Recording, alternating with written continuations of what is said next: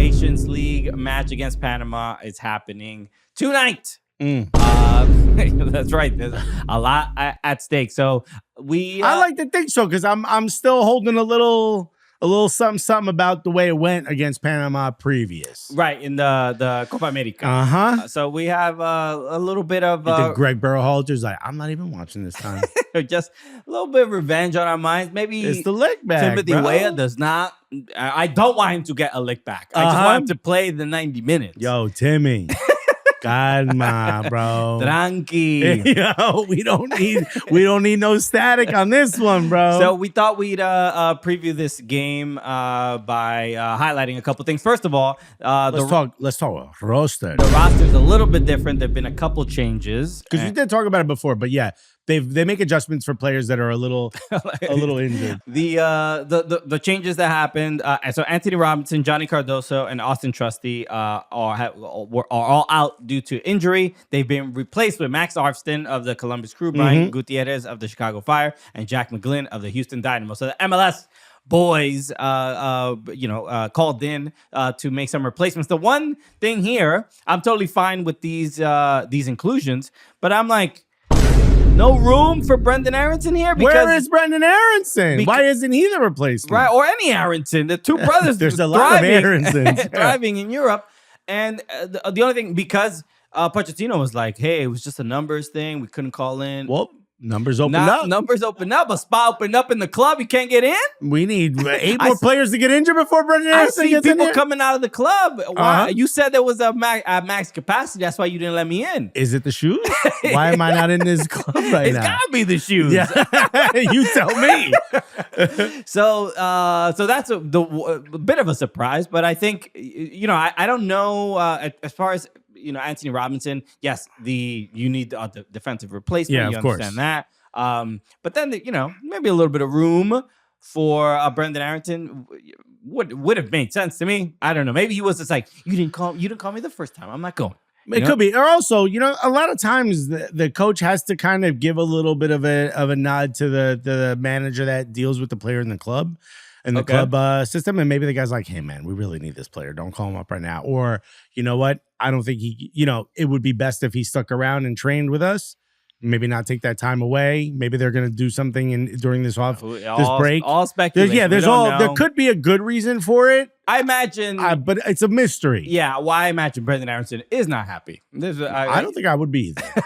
So that's my best guess. But we should look forward and say, especially in this game against Panama, obviously if they win, they play in the final on Sunday, or if they lose, they play obviously in the third They should be game. In the final on Sunday. They should be in the final. We've said this before. It doesn't mean that it's going to happen, but with the talent that we have, we should be absolutely beating Panama. Not easily, but we should beat them. So we should look at what players do we want to be on the lookout for? What is the player to watch? And you can go first. All right, for me, my player to watch on this roster is Tanner Tessman. Okay. The reason I say that is because previous generation, right, under Greg Berhalter, there were a lot of questions as to what was wanted, what was needed out of the defensive midfielder position. You have your Tyler Adams that can play that role, but can also kind of get further forward, but have the athleticism to get back and they put themselves in the right position. They have the soccer IQ, if you will, to put themselves back in a good position, and they're a dog. Tyler Adams, dog. Tanner Tessman, a different type of player, much more of a pure defensive midfielder, but we've seen him be able to shuttle the ball forward a bit better. We've seen him add stability where under Tyler Adams, that's not necessarily his glowing point. You know what I mean? Okay. That's not necessarily the reason you go to a Tyler Adams. It's because of all the other intangibles he brings. Versus Tanner Tessman's like, bro, you put me in that position, I'm going to show you I can just do that position. I'm going to do it really well, and I'm going to be able to advance the ball in other positions and make smart, calm passes. Interesting. I wouldn't, just to push back a little, I wouldn't call Tanner Tessman a pure defensive midfielder. The way I interpret his game, I sort of interpret his game as, yes, I think he is very good at kind of Keaton Parks-ish. Bigger frame, control the game, good in possession. Like he's a big dude, and probably you as Americans, the way we sort of we always think the big guy, the fat guy goes in goal or whatever.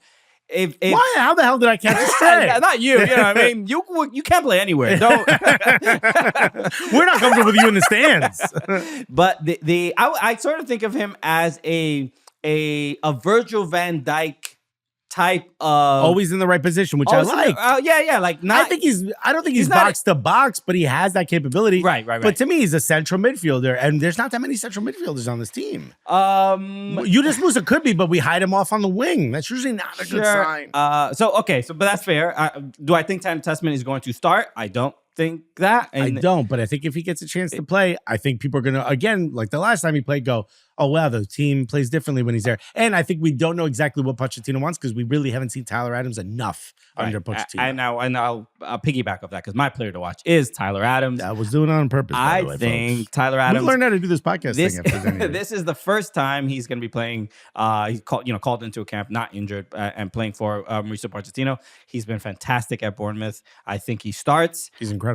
He's healthy. I think I think he's going to be excited to be on the pitch and back with his U.S. men's national team teammates. So I'm just excited to see him play because I think he's going to be entertaining and fun. And again, another player that wants to get back at Panama after that Copa America result. And I don't want to say that I think Tanner Tessman should start over Tyler Adams. I'm not saying that. I'm just saying if he gets that opportunity, I think he's going to show something a little different than we've been able to see before. He's also just matured. He's gotten so much better. Sure. He's getting minutes at Lyon. It's great to see. Next up. All right, so I'm going to ask you, since you asked mine. Mine is, I'm going to ask you, what USMNT player in this roster has the most to prove? This is an easy one for me, especially when it comes to something to prove. Gio Reyna. Not only does he have this, this is also another player, first time playing for Mauricio Pochettino.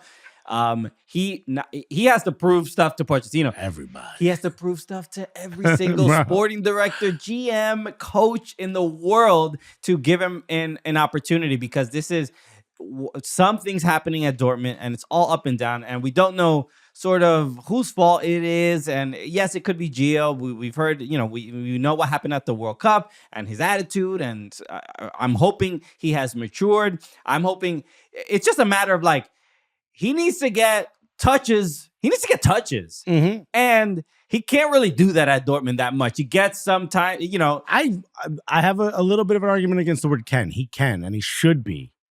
He's at that level.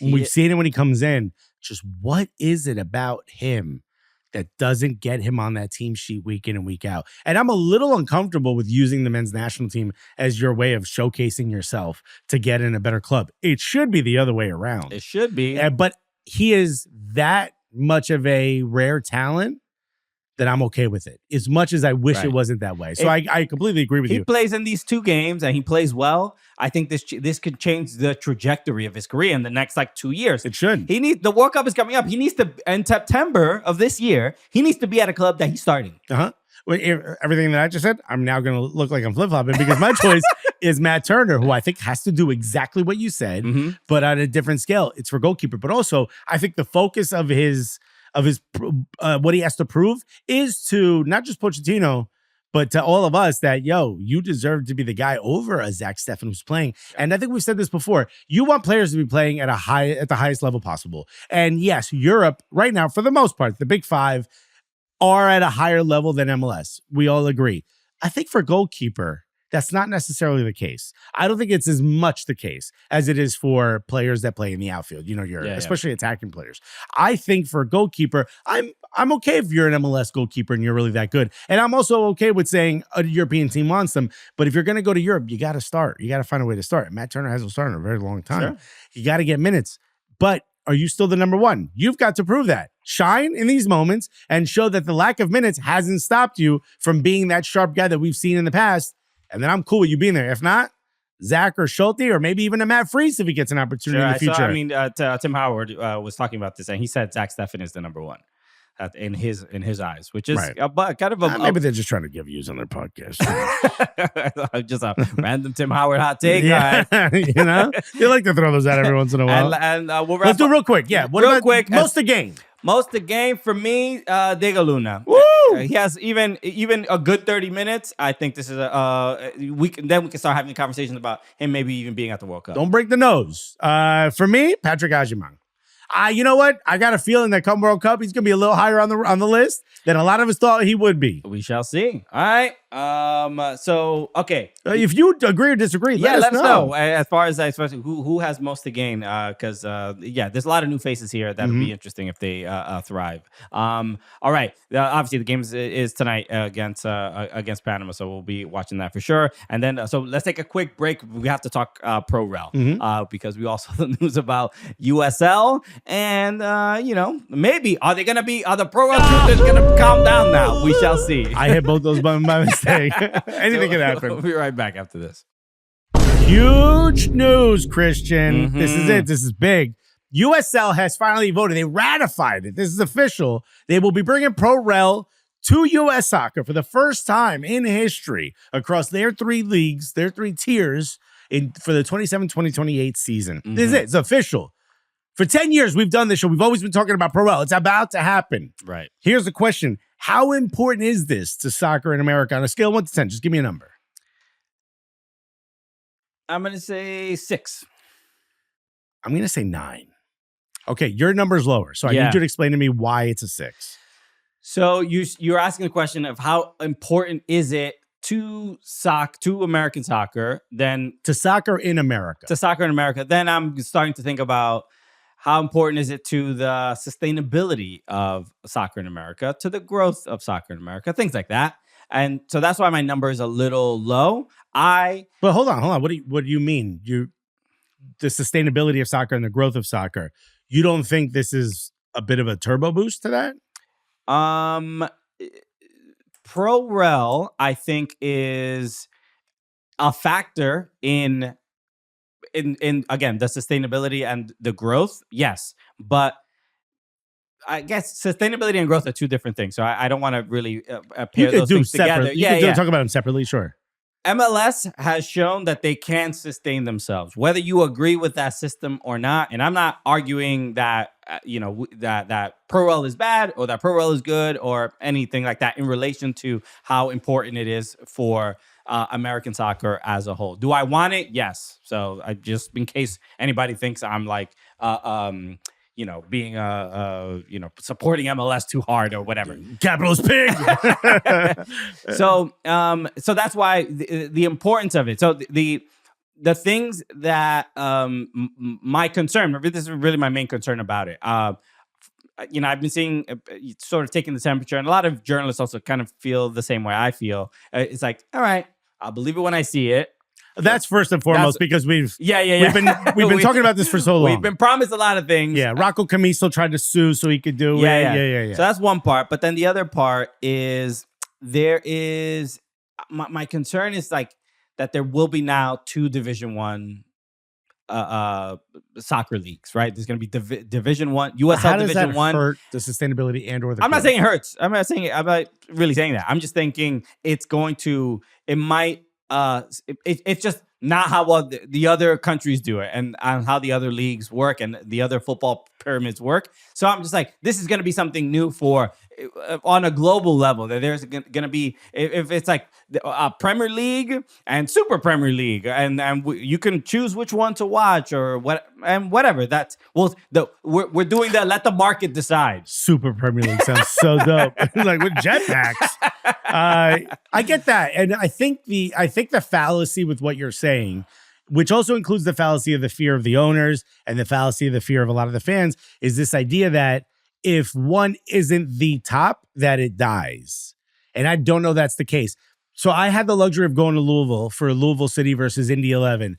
And what I saw was 2 sustainable clubs that were both talking about stadiums that they wanted to build. Louisville already having theirs with, I can't remember the name. It's like the Mann family, maybe a Lynn family stadium. Oh, yeah.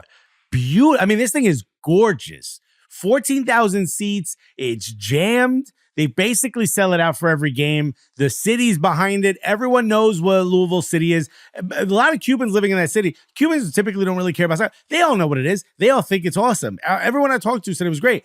They're surviving in the 2nd division. It's sustainable. I don't know if they make a profit or whatever, but it's sustainable. And I think that's important. They do not make a profit. You don't know that. Most teams don't. Most No, teams don't. hold on. No.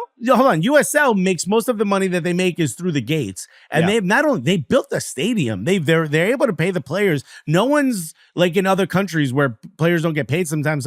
Everyone gets paid. No, it's not like that. I'm not saying they're broke or that making nothing, but they have their training center is top notch. Like would be first division in any country in any world. They have a separate mirrored system for the women. They're not even forcing them to train in the same spots. Like, all right, you guys go later. You go. Hold on. I'm saying all that to say this. They're not in the top division. They're barely on television. They just got on CBS. And before that, they were on like ESPN3. You had to go find it. They're able to survive there. That would be the punishment of dropping out of the top division, and they've already proven they could survive there. In an argument beyond that is Detroit City FC, and again, these are two clubs that have kind of figured it out. But they're Show Me a Model. They were the first lower division team to make revenues of over $1 million. We're talking about Detroit City. They don't have this team wasn't around for 80 years. They just started not that long ago. Look at what they've been able to build. And they weren't even in the second division for a long time. They were semi-pro. What I'm saying is there's ways to be in those lower divisions and survive. Yes, you'll make money than you will at the top. So there is a loss. There is a danger, right? That parachute payment needs to be sufficient. But you can survive in the lower leagues and make enough money to keep going. The guy from Foursquare, what's his name? I can't remember his name now. When he had Kingston Brigade, he proved, he was showing you on paper, like, look, it's not easy, but you could break even. And he's like, I'm not even doing as much as I can, and I'm breaking even. My suggestion. Kingston Stockade, not Brigade. Sorry, Kingston Stockade. Great. Yeah. Sorry about that. Brigade sounds better now that we're thinking about it. Would have been maybe still been around. And I don't know if it is, by the way. I think he sold it. But I think what this shows is that the fear of you go down to the second division, all of a sudden it's like cobwebs and no one cares about you anymore. Let me explain where I'm going. The reason I gave it a 9 is already I've seen friends of mine, people that we've met in this business that are much higher power players than we'll ever be, already talking about hey, maybe we should start our 4th division team, or maybe we should. I was like, whoa, you guys are already doing this? Bro, you no longer have to walk in and say, all right, we need the facilities of a USL championship team, and we need the revenues and the players and an academy. You don't need that just yet. You can start in the 4th division, and as you go up, and I understand facilities, and certainly there's going to be standards, obviously, absolutely. If you get promoted. When I was in Spain, we went to Alicante, and Alicante FC or Hercules had beaten Barcelona, and they had a parade. They beat them in the Copa del Rey that year or something, or the year before I got there. They literally had a parade because it was the greatest day in Alicante FC's, whatever, in Alicante's life. And I said, how come they haven't gotten, there's another team, Alicante FC. How come they've stayed low? Nobody cares about it? He's like, no, they've actually gotten promoted a couple times, but they can't promote because they don't have enough, the facilities don't meet the standard of the next division. So there's already a prerequisite set where, okay, if your facilities or whatever the number is, maybe it's the value of the ownership or whatever doesn't hit that, you can't get promoted. You need to work on that next year. Here's payment. You won. Now go work on that, which is, I'm fine with that. What I'm saying is this lays the groundwork for people to now be able to start at the bottom and go up. As a joke, we used to say imagine Cooligans FC rises all the way to the ranks. NYC footy. That's actually a possibility now. You can start something and build something organic, and in 10, 20, 30 years, you could be the next Luton, you could be the next Leicester, you could be those things. That's now a possibility here. You don't have to go out $500 million for San Diego. What was that number going to be? 10 years ago when we started this because New York City got into MLS. They paid $150 million. We used to $100 million for an MLS team. These guys lose $100 million every year. It's $500 million. That idea, if people who really believe MLS is a Ponzi scheme or whatever, and that the only growth they've shown is through acquiring new clubs and they can't keep going, that's done. That now we get to a point where a team can build up through the ranks. This, I think, ushers in a new era. You've got academies. You've got players. Dude, Americans are so filled with so much athletic talent. We've met guys like Mike Gartland who run Pro Sport Management and other agents, and we've seen the Wasserman Group take these kids that from places we would have never guessed, and they end up in Europe, and now all of a sudden these guys are getting on the national team, and men and women.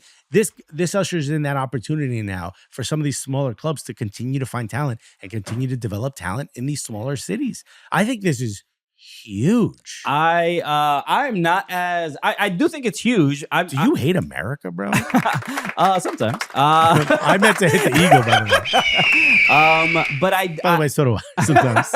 I think is you're looking at it through very rose-colored glasses, and I think you're looking at it through the you're- opposite of but you're also rose-colored looking. glasses. You're speaking about something that like we have the system in place already. We see it in Europe, and it doesn't work as beautifully as you are describing. There are lots of negatives that are currently happening. So that nothing positive comes without a couple negatives. I'm just saying it's like you Even saying after a blowjob, you got to clean up. You know what I mean? Like there's sometimes there's negatives. That's what I was thinking. You took the words out of my mouth, Alexis. And what else? All right, folks. All right. So I get it. I mean, I wanted to thrive. Yes. Do I wish there wasn't two competing leagues? Give me a negative. I'm not saying there aren't, but give me one. Obviously, clubs folding. Clubs are going to fold. How many clubs have folded? Like, look at Bordeaux. Bordeaux and Bordeaux Girondins, I believe it was called, the one in France. Right. They folded? No. They said we're not pro anymore. We're amateur.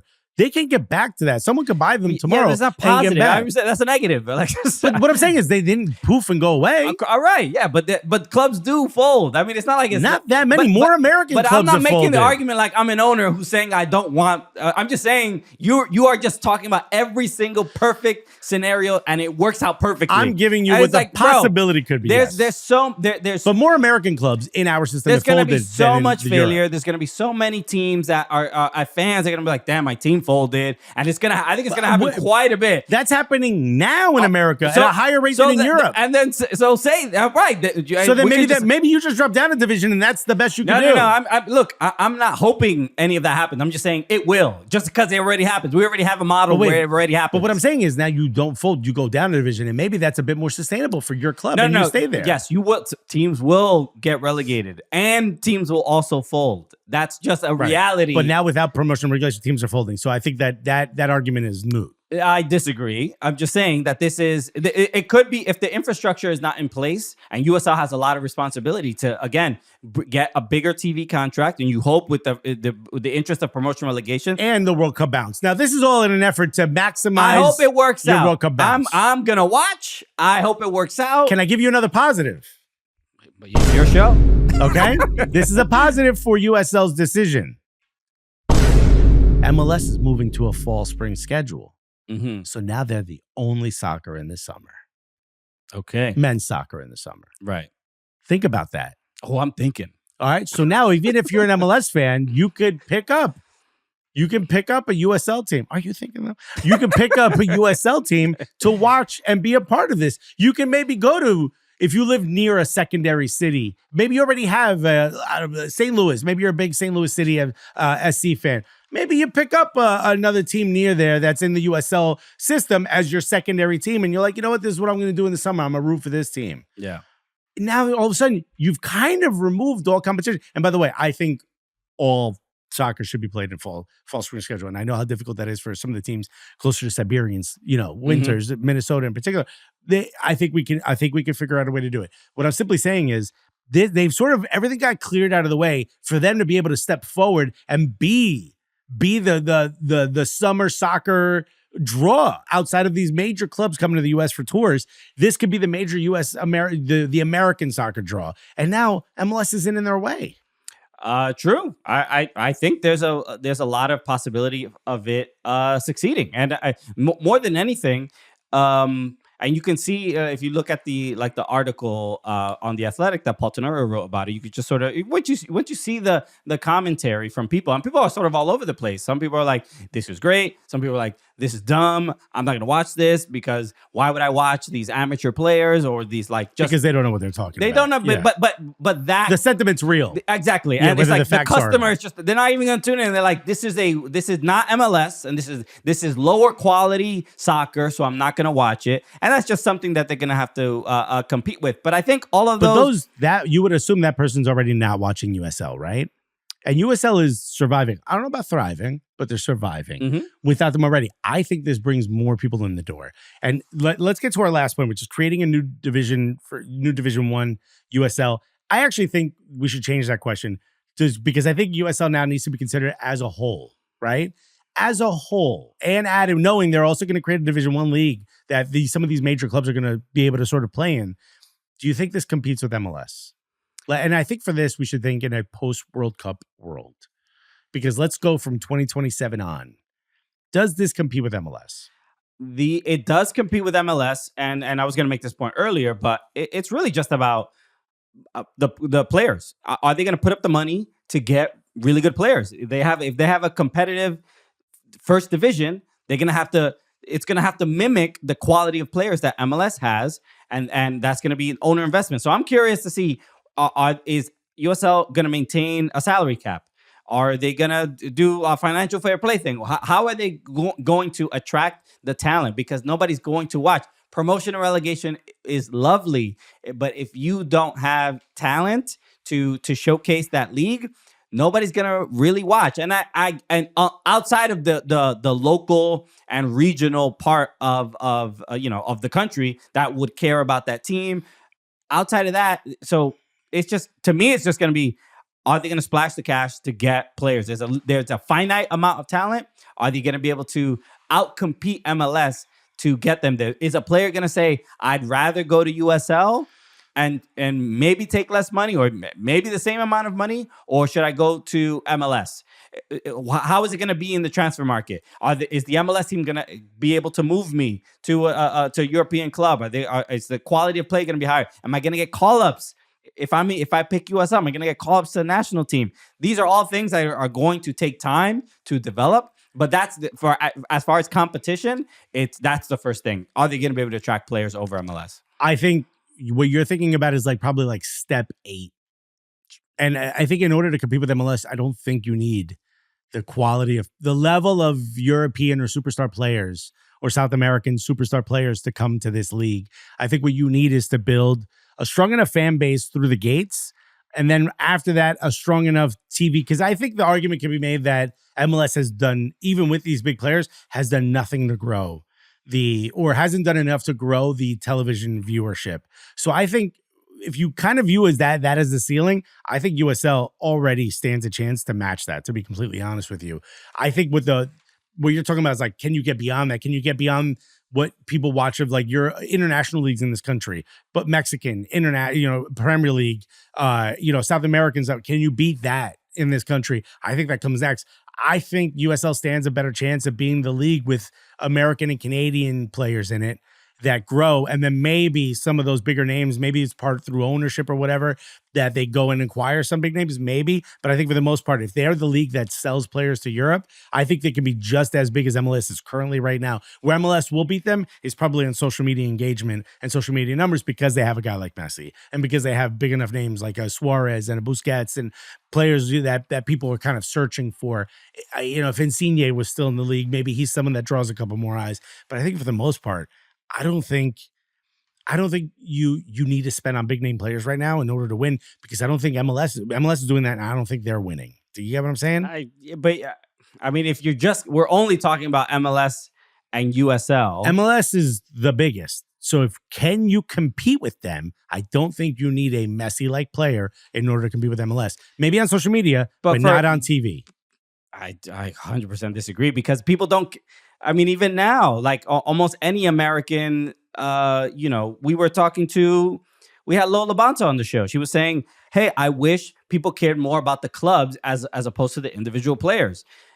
And this happens in almost every sport. NBA, we tune into the Lakers because LeBron is there and Luka's there, more than specific. But that's how the world is right now. But I don't think at the level where USL are at, where they're in smaller cities that are building community clubs. I don't think you need the big name player to drop in there in order to beat MLS, other than in social media. I think TV. That's where I just right there is where I just fundamentally disagree. You need the big name player to compete with MLS, to beat MLS. I think they've proved. Look, they're a second division, and they did nearly 500,000 viewers for their final on CBS on an app that's not that easy to find, right? Or I think that was on TV. That was on TV. But they did that without any names whatsoever. No one knew the names. Some people didn't even know that were watching. Probably even knew the names of the teams. Look at what they were able to do with that. If all of a sudden you add Division I and a little bit more flair, and everything else grows, I think you can compete directly with what they're doing on TV now in MLS, outside of Messi. And there's only one Messi. We're all speculating. Right? Just again, we work in the sport so directly, and when you casually are walking around and interacting with people, nobody's bringing up USL. I say that respectfully. How many people are bringing up MLS? More than even if it's 3 people. Messi's going to play for what, 2 more years? Just say, look, I think it can thrive. I think it can succeed. I'm not saying that, but if you again talking about the competition. And by the way, post World Cup, which is what I said we were thinking. There's no Messi. The competition is going to be fierce and difficult, and it's not going to be pretty. It's not just going to be, MLS is totally fine with this competing first division. That there's gonna be fighting out for players, for TV contracts. It's gonna get brutal. So I want it to succeed, but for it to compete against MLS, which is arguably trying to monopolize soccer, and that's what a lot of people get frustrated by. So it's going to be difficult, but my opinion is they need, I'm not saying they need Messi, but they need a couple big names. If come 2027, the 27-28 season, they're going to need something. Some name. It can't just be. I don't know. I don't agree. The teams are here. I think they're okay not being the top right now, but building towards it. Look, I know we got to run. We got to take a break. We have an interview coming up. Real quick, yes or no? Don't add anything else. I won't add anything. Yes or no? Does this make MLS eventually go to Pro? No. All right. I think it does. We'll be right back after this. I mean, when we talk about the honor it is to bring some of these names onto this show. Exactly. And this summer is going to be exciting because the Premier League Summer Series. So we've got a couple Premier League clubs coming through. My Everton. That's right. Is coming by. Big names coming through. But we also got the likes of Manchester United and also West Ham. So also, friend of the show, Jamie, is going to be going nuts. Friend of the show, Chris Italia, is going to be going nuts because these two are some of the biggest West Ham fans in the world. Right? And my wife is probably going to be going nuts because she just loves ice skating. You know what I mean? And we found a way to merge the two here today. This is going to be fun for me because I also grew up playing hockey. So there we go. This is going to be just a mash of all different cultures. You're probably confused right now. That's because in America, the show doesn't air. But ladies and gentlemen, the one, the only West Ham legend, Anton Ferdinand, everybody. Anton, what's up, man? How you doing, man? Thank you for having me. I really, really appreciate it. This is an exciting opportunity for us, and I did mention the Premier League Summer Series, and like I said, a bunch of Premier League clubs coming through. You are the ambassador for West Ham, and you're going to be in the States while West Ham is playing here in the New York area. Exactly, MetLife. They're playing in Soldier Field, and they're playing at the Mercedes-Benz Arena. Just to get some background, have you done ambassadorship before? Have you been to the States? Is this a common role that you're comfortable with? Yeah, I mean, I was lucky enough to do last summer's pre-season tour when we went to Tampa and Jacksonville and really had a great time. Meeting a lot of West Ham fans, American West Ham fans who don't always get the opportunity to come to London to watch our fantastic football club, and it makes me understand and realize how actual big West Ham is. When you see the amount of West Ham fans in America, and being a West Ham fan myself, not only being able to play for the football club and be classed as an ambassador and a legend, to go over there and see the love that my football club gets and that I got over there was really, really humbling. I mean, when you travel around the States and people recognize you, especially when you're at these events, does that feel weird? Because I know a lot of footballers talk about how much they love coming to America because they can kind of be anonymous. But then if you're at one of these football events, you're suddenly no longer anonymous. Does it feel weird in America? Does it take away that sort of benefit? It does. I used to come to America when I played to get some freedom. But now coming there and coming to for work and working for West Ham is something different. You go out, you're recognised, but also that's a blessing because we're there to spread the love of West Ham United and show people what West Ham as a football club really is. It's a family-orientated club, a club that wants everybody to have a great time, and a club that, as we say over here, is massive.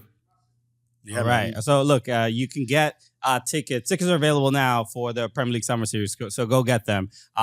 but I have to talk about this because you are currently on a show that I'm basically just learning about it today because I did not know. We don't have this show here, but there is apparently it's a big deal because the internet's going crazy about you. But there's a show called Dancing on Ice, which is pretty straightforward. But they take celebrities and do a dance similar to we have Dancing with the Stars, but you just do this on ice. And as soon as I heard the concept, I'm like, first of all, this is dangerous. I ice skate. I know how I grew up playing hockey.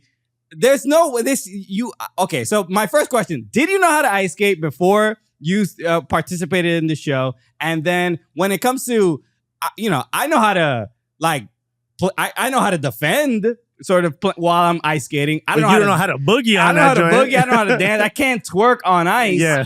What? Funny enough, I can. It's one of the few talents I have. I can't twerk on ice either. Okay. Well, you might have won, had you. So what has this experience been like, and how did you get approached, and then how did it all begin? Firstly, They approached my team about me coming on Dancing on Ice, and I wasn't going to do it. And then all of a sudden, I said it to my daughter that I might be doing it, and her face and the way she was like, "Dad, you have to do it."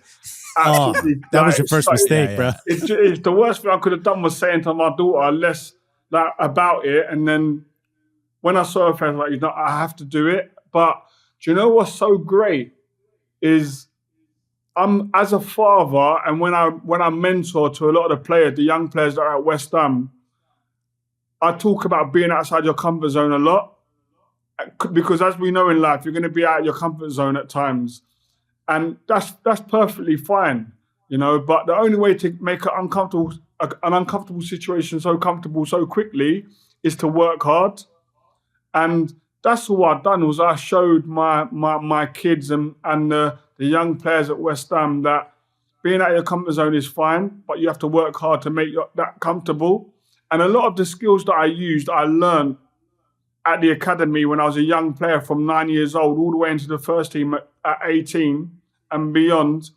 A lot of the skills that I learned then, I brought into Dancing on Ice, and I think it's 50 balls, headers. Yeah. What are you gonna do? He two-footed his partner.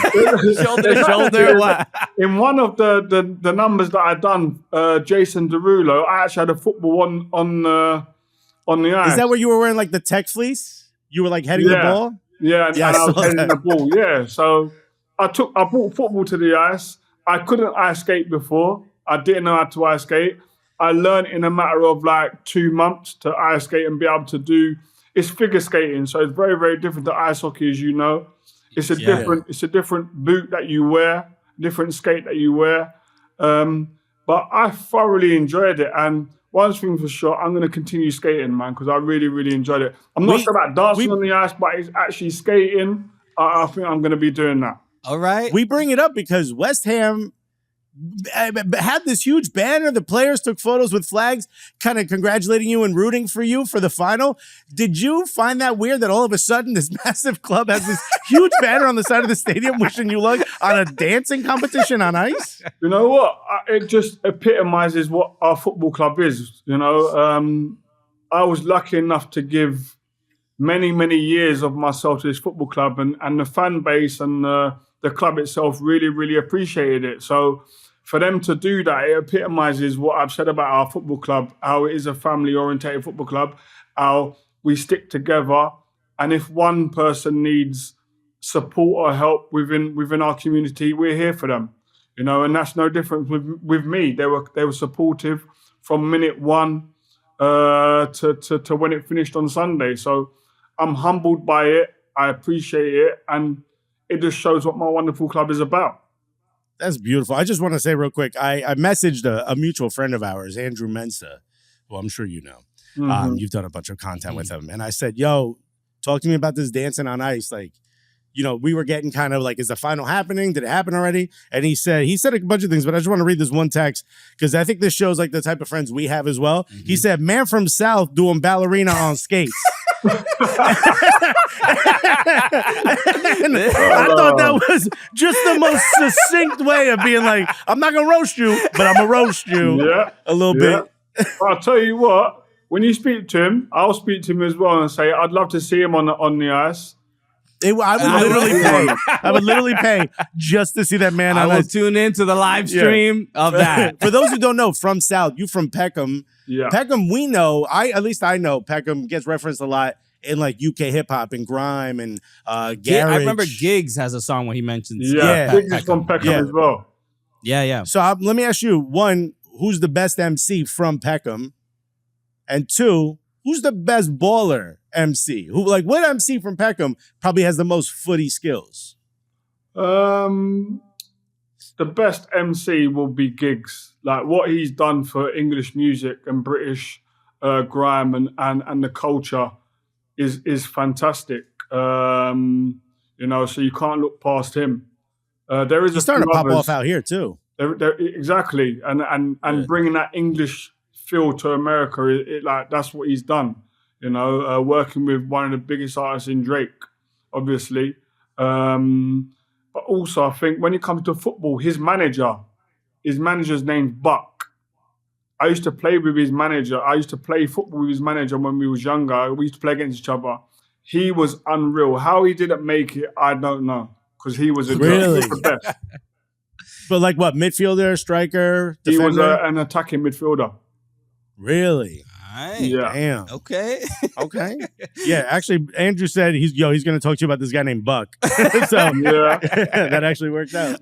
It's fascinating, just the journey, like the mentioning, especially your daughter getting excited about you or being on Dancing on Ice, because like my son is nearly 2 years old. He can only say mama and papa that clearly. So it's not the same exact motivation to do a show like that. But if he looked at you and said, I want you to be on Dancing on Ice, I'm going to be like, oh, your first words? Yeah. What?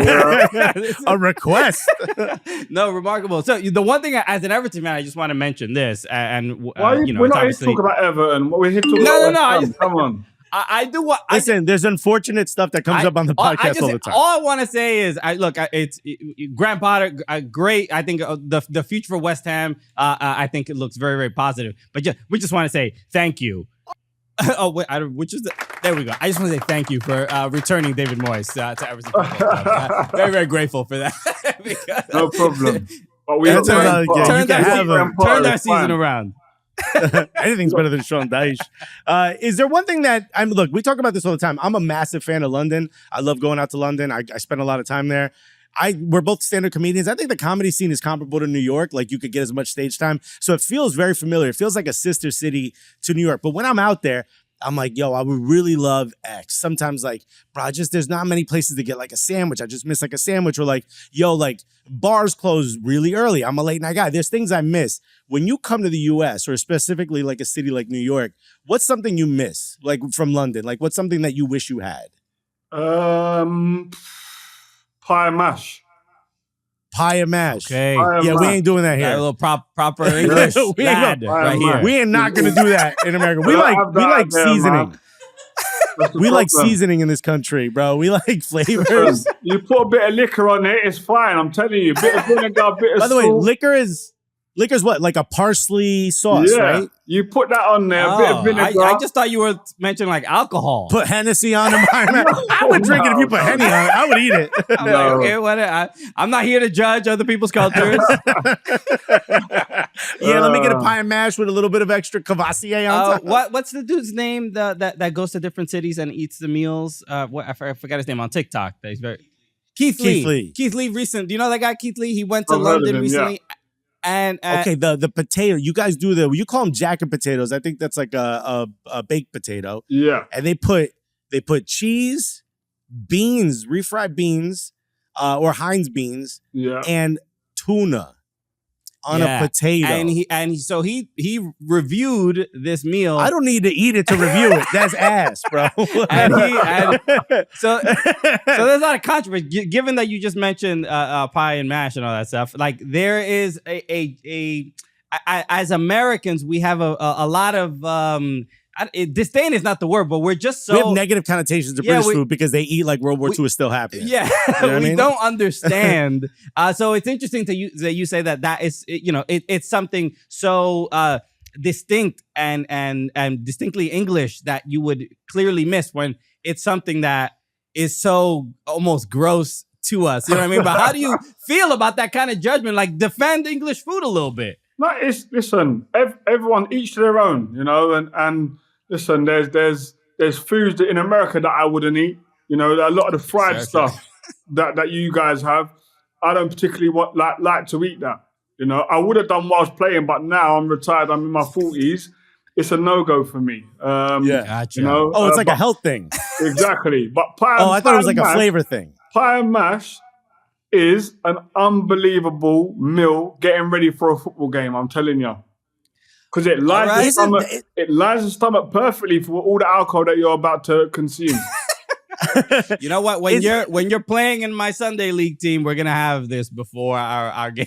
I know when you guys were in the bowling ground, there was like a famous pie spot all the fans used to go to before. Would you eat that before you played though? No, it'd be too heavy. No, right? we wouldn't eat that before you played. I'm talking about as a fan going to the game. It's fantastic. Okay. Very West Ham but thing, we've these got pies. we still have here at the London Stadium. We have a pie and mash shop inside the stadium in the bowling lounge. Which before every game, I can't lie, I'm in there. All right. So here's the promise we will make. One day we will be in London, and we're gonna go to a West Ham game. I'm gonna hit you up. You got to take us to this pie and mash joint inside the stadium. 100%. I got to see if it's for real. 100%. A bit of vinegar, some salt on there. You'll be fine, man. I'm telling you, you'll love it. I'm not gonna lie. I'm gonna bring my own hot sauce just in case. Bring it if you want, but you ain't gonna need it. I'm telling you. All right. Fair, Anton. That's fair. We'll let you go in a second. I do want to ask about just the media landscape now. It's fascinating, especially because your brother is seemingly every week pissing somebody off, right? There's always either something he says or it's always making news. It's making news over here. Being in New York and trying to understand not just the culture of the different football clubs, but just the media landscape in England. Every little word you say. Everything, there's like 1,000 articles written about the media. Obviously they make a big deal of a lot of things, especially with a club like Manchester United. But I'm curious about, do you ever like text your brother once in a while, like, bro, you're making it hot for the Ferdinand family. Like, take it easy. For sure. Definitely when he's got anything to say about West Ham. When he's got stuff to say about West Ham, the West Ham fans always hit me going, has your brother forgot where he came from? Because he came through he came through the club as well, as a kid as well. And a lot of them, is he forgot where he's come from? I have to text him, come on, man. Like, you're putting heat on me. I ain't involved in this. But it's, I got an answer for you now. Exactly. Amazing. All right, exactly man. that. But it's more, I think he really knows where his bread was buttered. He knew where he came from. He knows where it all started, and he's still got a lot of love for the football club. However, he speaks about Manchester United because that's where he's most successful, and that's what people want him to speak about. But yeah, you want to see the family chat when it's West Ham Man United. It goes off. I would love to see that. Yeah. No, it just in the nature of everything now, with a lot of footballers having their own podcasts, and now kind of circumventing having to speak to the press, and now it's like you have to you have ownership over your own voice. But then you have to take a lot more accountability and responsibility for that voice as well. I'd rather have the ownership of my own voice than having and taking accountability for yourself than it being the other way around, like it was when I played, for sure. All right. Well, tell Rio to relax, because as we've been speaking, I think a bunch of more people were just sacked at Manchester United. So Jim Ratcliffe could save $5 more. And they took away the vending machine. They said no more vending machine. Oh no. Hold on. I want to ask you one last question. Look, there's a lot of fans in the U.S. that haven't picked a team. I think every club says like, oh, the passion and we're a family. Why should somebody pick West Ham over some of the names that maybe you've heard much longer? The Giants, like Everton Football Club and stuff like that. Right. Yeah. But like, your Uniteds and your Arsenals and cities. It's ridiculous when he speaks, really. Don't mention This Everton. man loves Everton. I feel so sorry for him. But why should somebody pick, if they don't have a Premier League club, tell them why to pick West Ham? I think picking West Ham, a lot of people that come to games or go to a game and really get to feel what West Ham is about. I mean, you look at a lot of players, especially when I played here, a lot of players came from near and far and from abroad. And a lot of them have left West Ham fans. You know, it grabs you. There's something about our football club that grabs you, you know, and when you're in a stadium watching us, you get to feel it.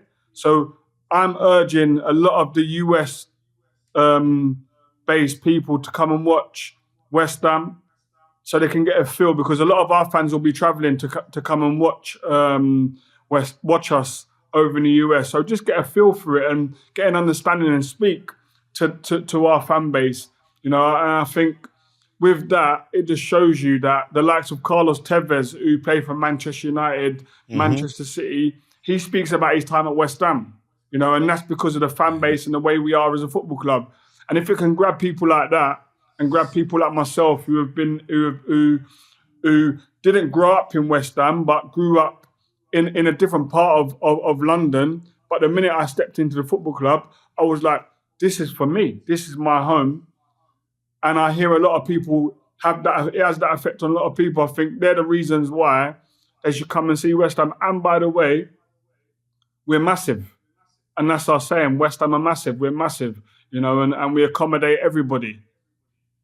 That's awesome. Yeah. And I think there's no sort of better example of that kind of family oriented club aspect as when Mikel Antonio walked out onto the pitch and with beautiful. The bubbles and Exactly kind of tears in his eyes and the amount of love and support the fan base was showing him. It was definitely a moving moment for sure. But if you look at it, it's not even just for first team players. You know, we've had young players who have passed away. One this year, and the whole family they got a standing ovation, a clap from the whole crowd because he was part of the academy. You know, Dylan Tombides, who died a few years ago from testicular cancer. He's remembered here every year. It's not just because you're a first team player that you get remembered or you get shown love. If you're associated to West Ham, whether you're a fan, whether you've played, whether you play in the first team or the academy, whether you're part of the women's team, you will get showed love at this football club, and that's what makes our football club unique. Incredible. Beautiful thing. Well, listen, when you're in town, swing by the studio if you have a chance. Also, we'll take you to the Stand. It's a beautiful restaurant. The owner is a massive West Ham fan. Yeah. Buddy, you're not going to pay for a thing. I'll enjoy it because I also won't pay for anything. That's And we'll show you food. why you want to take me there, because it's free. Yeah, 100%. Buddy, I'll find a lookalike if I have to. Yes, I'll show you food that tastes way better than pie and mash. Okay. I better bring my hot sauce for this then. Amazing. To Anton Ferdinand, thank you so much for joining us. And a reminder to everybody, you can get tickets at ticketmaster.com/PL Summer Series. It's available right now. Exactly. Go right now and see some incredible clubs, specifically West Ham. So, Anton, like Alexis said, you're welcome here anytime. And hopefully we get to hang out when you're in New York. Definitely, man. When I'm in New York, I'd like to come and see you guys, man. It's been a pleasure being on your show. Stop talking about Everton. It's all about West Ham. Okay? You know, Well put. If you do that, we'll be okay. Okay? Maybe when you're here, we can convert him to a West Ham fan. We'll get him away 100%. from Everton. 100%. Thank you so much, brother. No problem. Thank you. Shout out to Anton Ferdinand, the homie. I mean, he wants to hang out with us, bro. I deleted Rio's number from my phone. You know what? I got to be honest with you. I never had it. So Okay. That's how much I've been waiting Let me for just Anton. block Real Ferdinand right now, just in case he tries to Yo, contact. leave him a voice though. Let us know what we really think about it, bro. We don't want you no more, bro. But no, that was really cool. And hopefully we can link up with Anton in the future. For gonna get pizza, do something, Right? We got to take him to the Stand, bro. That's right. That's right. Hey, don't forget, purchase tickets for the Premier League. Premier League Summer Series. yeah. They're available on Ticketmaster. I'm gonna go be watching my Everton. I think you'll be there. I'll see, because Everton is playing. Who are they playing at MetLife? They're playing, I think, Bournemouth at MetLife, the MetLife game. But maybe I'll maybe I'll go to the Everton West Ham game. It's either going to be in Chicago or Atlanta. So we'll see. I'm down. Yeah. You didn't invite me, but I just invited myself. Arsenal are not there. You don't want to go. But I'll go. If we get VIP, I'll go. If we get sweet access, so it might be possible. I love Atlanta, man. I hope it's in Atlanta. I also love Chicago. Yeah, dude. So make sure you subscribe if you have not yet. Subscribe on YouTube. Hit that like button right this moment. In fact, let's all wait for them to do it. Okay. How'd that feel? Felt great, didn't that it? helps us so much. Just click that little like button. Exactly. And then hit the bell as well on YouTube. Priority, like, subscribe, bell. Exactly. So shout out to everybody listening. If you're listening to the audio of the podcast, just leave a review on Apple Podcasts, or you can leave a 5-star review on Spotify if that's what you think we deserve. Only if we deserve it, but definitely we deserve it. Yeah, I agree. And follow us on Blue Sky at soccercooligans.com on Blue Sky. And real quick, comment on the favorite thing to eat that you're not eating right now. And don't put your ex. Your favorite thing to eat that you're not eating right now. You can't eat right now. Maybe you don't have access to it, or you're far. Maybe it's barbecue in Texas. You know what I mean? Something you're not near, or that you can't eat right this moment. Okay, that'll let us know that. Put it in the comment right now. That'll let us know that you watched this entire video. Yeah. All right, everybody. Thank you again for tuning in. We'll be back on Monday to obviously talk about the Nations League semifinal and final, and we'll see who it's between U.S., Canada, Mexico. A lot of drama between all those countries right now, politically. Oh, boy. So this game's going to get a little chippy. Yeah. Look, I may be wearing a USA shirt, but I might agree with some of y'all. Okay. All right. I'm here to register with the Canadian Army. Just me and Jesse Marsh and you, baby. So, all right, everybody. We'll see you Monday. Have a good weekend. Cheers. Love you guys.